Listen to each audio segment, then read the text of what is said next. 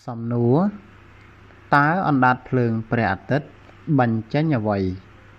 វាមានអំពើជាមួយនឹងបរិយាកាសផែនដីយ៉ាងដូចម្តេចចម្លើយអណ្ដាតភ្លើងព្រះអាទិត្យបញ្ចេញភាគល្អិតដ៏ច្រើនពីព្រះអាទិត្យភាគល្អិតទាំងនេះមានអន្តរអំពើជាមួយនឹងបរិយាកាសខាងលើរបស់ផែនដីហើយបណ្ដាលឲ្យមានពន្លឺដ៏ស្រស់ស្អាតមានឈ្មោះថាសម្រាងប៉ូលដែលយើងអាចមើលឃើញនៅប៉ូលខាងជើងនិងប៉ូលខាងត្បូងរបស់ផែនដី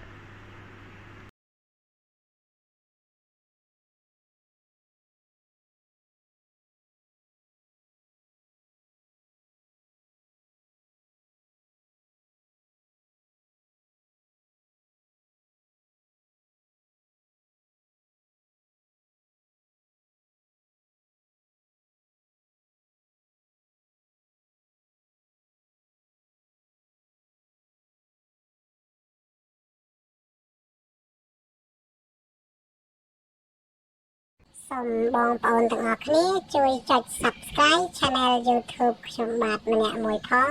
ដើម្បីទទួលបានវីដេអូសំណួរចម្លើយថ្មីៗបន្ថែមទៀតសូមអរគុណ